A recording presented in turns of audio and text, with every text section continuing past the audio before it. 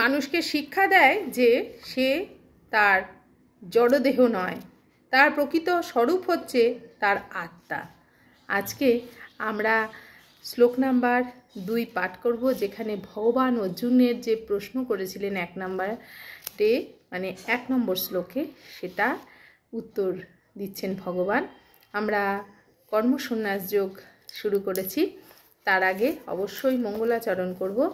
ওম অজ্ঞানতিমিরান্ধস্য জ্ঞানাঞ্জনশলাকয়া চক্ষুমলিতাং যেন তস্मै শ্রী গুরুবে নমঃ। শ্রী চৈতন্য মনোভীষ্টং স্থাপিতং যেন ভূতলে স্বয়ং রূপম কদামহং দদাতি স্বপদান্তিকম। হে কৃষ্ণ করুণা সিন্ধু দীনবন্ধু জগৎপতি গোপেশ গোপিকা কান্ত রাধাকান্ত নমস্তুতে। তপ্ত কাঞ্চন গৌরাঙ্গী রাধে বৃন্দাবনেশ্বরী বিশ্বভানুসুতে দেবী প্রণমামি হরিপ্রিয়ে। वंशाकल्पतरुभ्यश्च कृपा सिन्धुभ्येव च पतितानां पावनेभ्यो वैष्णवेभ्यो नमो नमो। जय श्री कृष्ण चैतन्य प्रभु नित्यानंद श्री अद्वैत गदाधर शिवासादि गौरभक्तवृंद। हरे कृष्ण कृष्ण कृष्ण हरे हरे, हरे राम राम राम हरे हरे। मूकं करोति वाचालं पङ्गुर्लङ्घयति गिरिं यत्कृपा तमहं वन्दे परमानन्दाय माधव।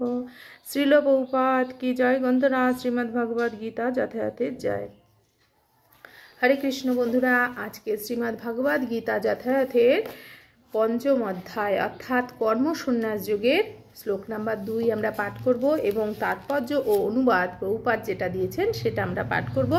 তার আগে আমরা শ্লোক নাম্বার 2 শ্রী ভগবান উবাচ সন্ন্যাস কর্ম যোগশ্চ নিঃশ্রেয় সকরা বুভৌ তয়োস্তু কর্মসন্ন্যাসাৎ কর্মযোগ বিশিষ্যতে। অনুবাদে প্রভুপাদ বলছেন, পরমেশ্বর ভগবান বললেন কর্ম ত্যাগ ও কর্মযোগ উভয়ই মুক্তিদায়ক, কিন্তু এই দুটির মধ্যে কর্মযোগ কর্মসন্ন্যাস থেকে শ্রেয়। তাৎপর্য প্রভুপাদ কি দিয়েছেন আমাদের জন্য সেটা আমরা পাঠ করি। তাৎপর্য, ইন্দ্রিয় তৃপ্তির জন্য যে সকাম কর্ম করা হয় তা মানুষকে জড়বন্ধনে আবদ্ধ রাখে। জীব যখন তার ইন্দ্রিয় সুখ ভোগ ও শারীরিক সুস্বাচ্ছন্দ্য বৃদ্ধি করার আশায় নানাবিধ কর্তব্য কর্ম করে চলে, তখন সে নিশ্চিতভাবে তার কর্মের ফলস্বরূপ একটার পর একটা বিভিন্ন ধরনের দেহ ধারণ করে এই জড়জগতে ঘুরে বেড়ায় এবং তার ফলে তার জড়বন্ধন অনন্তকাল ধরে চলতেই থাকে। সেই সম্বন্ধে ভগবদ গীতায় প্রতিপন্ন করে বলা হয়েছে যে ইন্দ্রিয় সুখভোগ করবার জন্য মানুষ উন্মাদ এবং সে জানে না যে তার ক্লেশদায়ক দেহটা হচ্ছে তার পূর্বকৃত কর্মের ফল। আমাদের এই দেহটা হচ্ছে পূর্বকৃত কর্মের ফল। এই দেহটা আমরা ধারণ করেছি কর্মফলের জন্য, কর্মফল ভোগ করার জন্য। এই দেহটা অস্থায়ী, অথচ এর জন্যই মানুষকে দুঃখ কষ্ট জ্বালা যন্ত্রণা ভোগ করতে হয়। এই দেহটা অস্থায়ী, এর পতন অনিবার্য, আর এর জন্যই এই দেহটার জন্যই মানুষকে দুঃখ কষ্ট জ্বালা যন্ত্রণা ভোগ করতে হয়। তাই জড় ইন্দ্রিয় সুখ ভোগ করবার আশায় কর্তব্য কর্ম করা ভালো নয়। জড় ইন্দ্রিয় সুখ ভোগ করার জন্য বা আমাদের এই দেহের সুখ ভোগের জন্য যে কর্তব্য কর্ম করা হয় সেগুলো ভালো নয়, ভগবান এখানে বলছেন। নিজের প্রকৃত সত্তা সম্বন্ধে যে মানুষ কোনো অনুসন্ধান করে না তার জীবন ব্যর্থ বলেই মনে করতে হবে। নিজের প্রকৃত সত্তা আত্মা সম্বন্ধে সে যে কোনো সময় অনুসন্ধান করে না, আমাদের আত্মা কোথা থেকে এসছে, কিভাবে তার পতন, কিভাবে তার সৃষ্টিকে সে জানতে চায় না, তাহলে সেই মানুষের সেই জীবন ব্যর্থ বলেই মনে করা হয়। যতদিন মানুষ তার প্রকৃত সত্তা বুঝতে না পারে ততদিন বিষয় সুখ ভোগ করার বাসনায় তার চেতনা আচ্ছন্ন থাকে। যতদিন সে তার প্রকৃত সত্তা তার স্বরূপ বুঝতে না পারে সে তার ভোগ বাসনায় মত্ত হয়ে থাকে, তার চেতনাও আচ্ছন্ন হয়ে থাকে এবং ততদিন তাকে এক দেহ থেকে আরেক দেহে দেহান্তরিত হতে হয়। যতদিন সে বুঝতে পারবে না সে আসলে কে, ততদিন সে এক দেহ থেকে অন্য দেহে দেহান্তরিত হতে থাকে। অজ্ঞানতার অন্ধকার আচ্ছন্ন মন ইন্দ্রিয় সুখ ভোগ করার প্রয়াসী হতে পারে। অন্ধকারে আচ্ছন্ন, এই জড়জগতের মায়ায় আচ্ছন্ন মন ইন্দ্রিয় সুখ ভোগ করার প্রয়াসী হতে পারে। কিন্তু মানুষের কর্তব্য হচ্ছে মনের এই বাসনাকে দমন করে বাসুদেবের চরণে প্রপত্তি করা। মানে মনের এই বাসনাকে আমাদের দমন করা উচিত, মানুষের কর্তব্য এটা। মনের বাসনাকে দমন করে ভগবান শ্রীকৃষ্ণের চরণে নিজেকে আত্মসমর্পণ করা। কেবল তখনই সে এই জড়জগতের বন্ধন থেকে মুক্ত হবার সুযোগ পেতে পারে। শুধুমাত্র তার কাছে ভগবান শ্রীকৃষ্ণের পাদপদ্মে আত্মসমর্পণের মাধ্যমে এই জড়জগতের বন্ধন থেকে মুক্ত হওয়ার সুযোগ আমরা পেতে পারি। সেটা বলা হচ্ছে শ্রীমদ্ ভাগবতে 5:5, 4 এবং 6 নম্বর শ্লোকে। তাই যে জ্ঞান মানুষকে শিক্ষা দেয় যে সে তার জড়দেহ নয়, তার প্রকৃত স্বরূপ হচ্ছে তার আত্মা, সেই জ্ঞানও জড়বন্ধন থেকে মুক্ত হওয়ার পক্ষে যথেষ্ট নয়। আত্মার স্বরূপ উপলব্ধি করতে পেরে আত্মার শাশ্বত ধর্ম পালন করতে হয়। আত্মার স্বরূপ উপলব্ধি করলেই হবে না, এখানে বলছে তার শাশ্বত ধর্ম। আমাদের শাশ্বত ধর্ম কি? আমাদের শাশ্বত ধর্ম হচ্ছে আমরা ভগবানের নিত্য দাস, ভগবানের সেবা করতে হবে, তবেই আমরা কিন্তু এই জড়জগৎ থেকে মুক্ত হতে পারবো। নচেৎ জড়বন্ধন থেকে মুক্ত হওয়ার কোনো সম্ভাবনা নেই। কৃষ্ণ ভাবনায় ভাবিত হয়ে ভগবানের সেবা করার জন্য যে কর্ম করা হয় সেই কর্ম সকাম কর্ম নয়, জ্ঞানময় কর্ম। কৃষ্ণ ভাবনায় ভাবিত হয়ে যে কর্ম করা হয় সেটা সকাম কর্ম নয়, নিজের জন্য বা কর্তব্য কর্ম, নিজের দেহের মানে আত্মার শান্তি, মানে দেহের ইন্দ্রিয় সুখের তৃপ্তির জন্য যে কর্ম করা হয় তাকে সকাম কর্ম বলা হয়। কিন্তু ভগবানের জন্য যে কর্ম করা হয় তাকে জ্ঞানময় কর্ম বলা হয়। অর্থাৎ যথার্থ জ্ঞান ভগবত উপলব্ধির পক্ষে মানুষকে এগিয়ে নিয়ে চলে। কৃষ্ণ ভাবনায় ভাবিত না হয়ে কেবল সকাম কর্ম ত্যাগ করলেই বদ্ধ জীবের হৃদয় কলুষমুক্ত হয় না। কৃষ্ণ ভাবনায় যদি ভাবিত না হও, তবুও তুমি যদি দান ধ্যান নানা রকম কর্ম করে থাকো, তবে মানুষের জীবের হৃদয় কিন্তু কলুষমুক্ত হতে পারে না। কৃষ্ণ ভাবনায় ভাবিত না হয়ে যদি ভাবো যে আমি কৃষ্ণ পূজা করব না, কিন্তু আমি দান ধ্যান সব করছি, কিন্তু তাতে তোমার জড়বন্ধন থেকে মুক্ত হওয়ার কোনো উপায় নেই। যতক্ষণ পর্যন্ত হৃদয় সম্পূর্ণভাবে কলুষমুক্ত না হচ্ছে ততক্ষণ সকাম কর্মের স্তরে কর্ম করতে হয়। যতক্ষণ তোমার হৃদয় কলুষমুক্ত হবে না ততক্ষণ কিন্তু তুমি সকাম কর্ম মানে নিজের জন্যই, নিজের দেহের জন্যই কর্ম করে যাবে।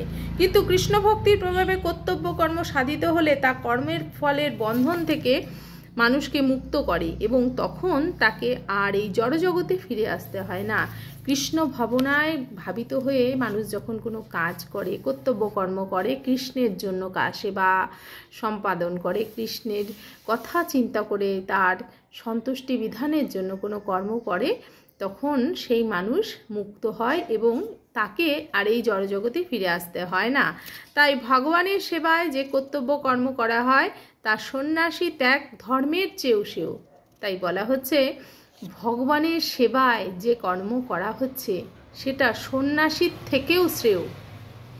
তুমি গৃহে থেকেও সন্ন্যাসীর থেকেও বড় কর্ম সম্পাদিত করতে পারো বা সম্পাদন করতে পারো ভগবানের সেবার মাধ্যমে। কৃষ্ণ ভক্তিবিহীন বৈরাগ্য অপূর্ণ। কৃষ্ণ পূজা করে না কিন্তু বৈরাগ্য মানে সন্ন্যাস, তাহলে সে কিন্তু অপূর্ণ। সে কথা শ্রীল রূপ গোস্বামী তার ভক্তি রসামৃত সিন্ধু গ্রন্থে বলেছেন। মুমুক্ষুরা ভগবান সম্বন্ধীয় বস্তুকে প্রকৃত জ্ঞানে পরিত্যাগ করে এবং সেই ত্যাগ সম্পূর্ণ হয় না। এই ধরনের বৈরাগ্যকে ফল্গু বৈরাগ্য। ফল্গু নদী যেমন মাটির তলা দিয়ে যায়, প্রবাহিত হচ্ছে কিন্তু দেখা যায় না, সেই সেই নদীর আর কোনো অস্তিত্ব নেই, সেমনি মানে কৃষ্ণ ভক্তিবিহীন যে বৈরাগ্য, সেই বৈরাগ্যেরও কোনো দাম নেই। আমরা যখন বুঝতে পারি যে সব কিছুই ভগবানের, আমাদের কিছুই নয়, আমরা যখন এটা বুঝতে পারি, জানতে পারি, মানে উপলব্ধি করতে পারি আমাদের কিছুই নয়, সবটাই ভগবানের।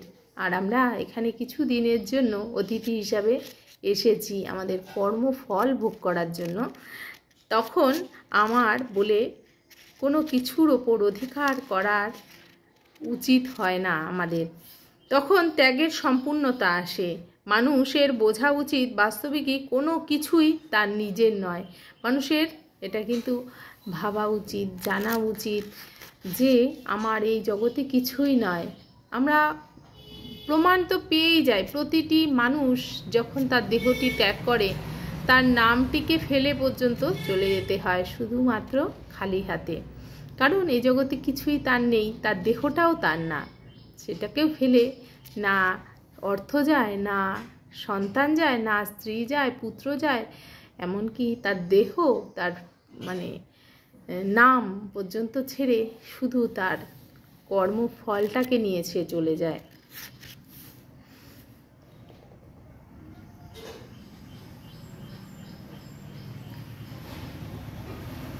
তাহলে ত্যাগের মানে মানুষের বোঝা উচিত বাস্তবিকই কোনো কিছুই তার নিজের নয়। তাহলে ত্যাগের প্রশ্ন আসে কোথা থেকে? আমার যদি নিজের কোনো কিছু নাই হয় তাহলে আমি কি ত্যাগ করব? আমার তো কোনোটাই নয়, আমার তো কোনোটাই আমার নয়। তাহলে আমি কি ছাড়বো? আমার হলে তো আমি ছাড়বো, আমার তো কিছুই নয়, তাহলে আমি কি ছাড়বো? যে জানে সব কিছু হচ্ছে ভগবানের সম্পত্তি সে নিত্য বৈরাগ্যযুক্ত। যে জানে সবটাই ভগবানের, অক্সিজেনটাও ভগবান দিচ্ছে, আলোটাও ভগবান দিচ্ছে, রোদ বৃষ্টি সব কিছু ভগবান দান করছে, তার ফলে শস্য হচ্ছে, তার ফলে আমরা প্রাণ ধারণ করছি। তাহলে যে জানে ভগবানের সব কিছু, তাহলে সে তো নিত্য বৈরাগ্যযুক্ত। যেহেতু সব কিছুই কৃষ্ণের, তাই তার সেবায় তার সবই শ্রীকৃষ্ণের সেবায় নিয়োজিত করতে হয়। যেহেতু ভগবানের সব কিছু, ভগবানই আমাদের সব কিছু প্রদান করছেন, তাই তার সেবাতেই তার জিনিস নিয়োগ করতে হয়। এই শুদ্ধ কৃষ্ণ ভাবনায় ভাবিত কর্ম মায়াবাদী সন্ন্যাসীদের কৃত্রিম বৈরাগের চেয়ে অনেক ভালো। বলা হচ্ছে এই শুদ্ধ কৃষ্ণ ভাবনায় ভাবিত কর্ম, কৃষ্ণকে নিয়ে চিন্তা করে যে কর্ম, এই শুদ্ধ চেতনা, মায়াবাদীরা যেরকম সন্ন্যাস নিয়ে ঘুরে ঘুরে বেড়াচ্ছে, তাদের যে কর্ম তাদের থেকে অনেক অনেক ভালো। আজকে আমরা কিন্তু খুব সুন্দর ভগবান যে প্রথম শ্লোকে বললেন যে কত সুন্দর একটি কথা, যে কর্মত্যাগ ও কর্মযোগ উভয়ই মুক্তিদায়ক, কিন্তু কর্মযোগ কর্মসন্ন্যাস থেকে শ্রেয়। আমরা কর্মের যুক্ত থেকে ভগবানের সঙ্গে মানে ভগবানের সাথে, ভগবানকে নিয়ে কৃষ্ণ ভাবনায় ভাবিত হয়ে যে কর্ম করছি, কর্মযোগ সেটা কিন্তু কর্মসন্ন্যাসের থেকেও শ্রেয়। মানে ওই যে বলা হলো যে সব কিছু পরিত্যাগ করে দিচ্ছে, কিন্তু কৃষ্ণ ভাবনায় ভাবিত হচ্ছে না, তার থেকে ভগবানের সেবায় যে কর্তব্য কর্ম রোজ করে যাচ্ছে, ভগবানের সেবা করছে, ভগবান যা যা দায়িত্ব তাকে দিয়েছে সংসারের মধ্যে থেকে, সেই দায়িত্ব পালনের মধ্যে দিয়ে যে ভগবানের নাম গান লীলা প্রচার করছে, গুণগান করছে, ভগবানের সেবা করছে, এই জগৎ সংসার ভগবানের সবটা জেনে সব কিছু সম্পাদিত করছে কর্তব্য কর্ম, সেই কর্মযোগ কর্মসন্ন্যাসের থেকে শ্রেয়। আজকে সেটা আমরা জানতে পারলাম। তাহলে ভগবান কিন্তু বলছে যে তোমরা সমস্ত কর্তব্য কর্ম, তোমাকে যে আমি সন্তান পুত্র স্ত্রী স্বামী দিয়েছি, সমস্ত কর্তব্য কর্ম করো, যে বাড়ি ঘর সব দিয়েছি কর্তব্য কর্ম করো, কিন্তু আমার সাথে যুক্ত হয়ে। তাহলে সেটা কর্মসন্ন্যাসের থেকেও, কর্ম থেকে বিরতি থেকেও অনেক উচ্চতর। আমরা সেটা জানলাম। আজকে এই পর্যন্ত রাখছি। পরের শ্লোক 3 নম্বর শ্লোক আমরা অবশ্যই পাঠ করব। তোমরা সাথে থেকো। আর অবশ্যই কেমন লাগছে আমাকে জানিও। আমাদের গীতা পাঠ অধ্যয়ন চলছে, আমরা পঞ্চম অধ্যায়ে প্রবেশ করেছি। হরি বল, শিল প্রভুপাদ কি জয়, গ্রন্থরা শ্রীমদ্ ভগবদ গীতা যথাযথের জয়।